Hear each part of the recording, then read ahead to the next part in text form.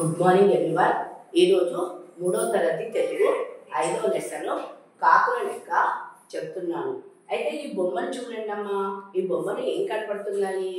ఒక అమ్మాయి కాకులని లెక్క పెడుతూ ఉందన్నమాట. ఇక్కడ అమ్మాయి ఇంకొక అమ్మాయి ఇలా చిన్న పిట్టలతోని ఇలా లెక్క పెడుతూ ఉంది. ఇంకొక అబ్బాయి కింద చీమల్ని బాగా పోతూ ఉంటే అవి లెక్క పెడుతూ ఉన్నాడు. అయితే ఈ కాకుల లెక్క యొక్క మీనింగ్ ఏమై ఉంటుంది? ఇక్కడ మనం ఉద్దేశం చూసినట్లయితే ఇక్కడ అక్బరు బీర్బల్కి తన ఆస్థానంలో, బీర్బల్ అంటే చాలా అభిమానం ఆ రాజుకి. అయితే ఒకరోజు తన దగ్గర పనిచేసే ఉద్యోగులకి ఏమి తనంటే కోపం అనమాట బీర్బల్ అంటే. అయితే తనకు ఇలా తన ఆస్థానంలో ఉండే బీర్బల్ అంటే అక్బర్కు చాలా అభిమానం. ఇది ఆస్థానంలోని మిగిలిన వారికి నచ్చేది కాదు. తాము బీర్బల్ కన్నా తెలివైన వాళ్ళమని వాళ్ళ ఉద్దేశం. ఈ విషయాన్ని అక్బర్ గమనించాడు. అక్బర్ ఒకనాడు సభలోని వాళ్ళందరినీ ఉద్దేశించి ఇట్లా అన్నాడు, మీకు నేను ఒక పరీక్ష పెడతాను. అదేమిటంటే మన ఆగ్రా పట్టణంలో ఎన్ని ఆకులు ఉన్నావో లెక్క పెట్టి చెప్పండి. సరైన జవాబు చెప్పిన వారికి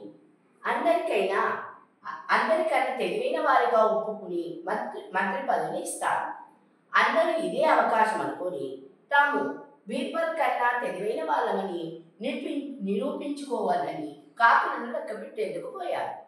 రాజుగారు ఆస్థానంలోని ఉద్యోగులందరూ ఊరు మీద పడి కాకులను లెక్క పెడుతూ ప్రజలంతా ముక్కు మీద పేరు వేసుకున్నారు. అందరూ ఊరంతా తిరుగుతూ ఇండ్ల మీద, చెట్ల మీద, నది ఒడ్డున, వీధుల్లో, వాడల్లో, చెత్త చెదారాల్లో ఇలా లెక్క పెడుతూ రాజుగారు చెప్పే టైం కూడా వచ్చేసింది.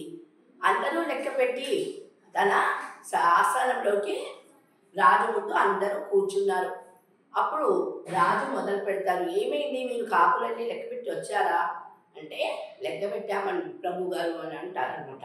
అలా పెట్టినప్పుడు ఫస్ట్ బీర్బల్ అడుగుతాడు, ఏంటి బీర్బల్ కాకుల్ని లెక్క పెట్టావా అంటే తను ఏం చేస్తాడు, యాక్చువల్గా లెక్క పెట్టాడు కాకులని. ఇంటికి వెళ్ళి హాయిగా పడుకుంటాడు.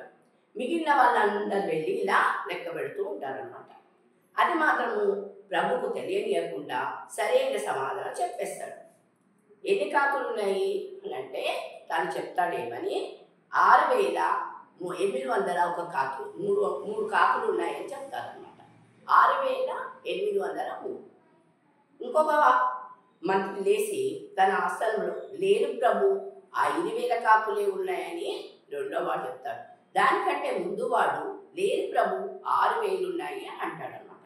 ఇలా ఒకరు చూసేసరికి తను అనుకుంటారు మంత్రులు, వేరే మంత్రులు, ఆహా బీర్బల్ పని అయిపోయింది, ఇంకా బీర్బల్ని ప్రభు ఏ మాత్రం మెచ్చుకోడు అని చెప్పి ఇలా అనుకున్న సమయంలో తను మళ్ళీ కరెక్ట్ చెప్తాడనమాట. ఏంటి బీర్బల్, నువ్వు చెప్పిన లెక్క వేరే ఉంది, మంత్రులు చెప్పిన లెక్క వేరే ఉంది అని అంటే తను ఇలా చెప్తాడు, లేదు ప్రభు నీ లెక్క పెట్టినప్పుడు 6,803 కాకులు ఉన్నాయి.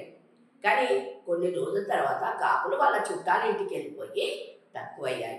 తర్వాత మళ్ళా తిరిగి మన ఊరికి వచ్చినప్పుడు అవి 6,000 అయ్యాయి అని చెప్పేసరికి ఆ ప్రభు అక్బర్ ఏం చేస్తాడు, బీర్బల్ని మెచ్చుకోడు, బేస్ అని మంత్రి పదవి ఇచ్చుకుంటాడు.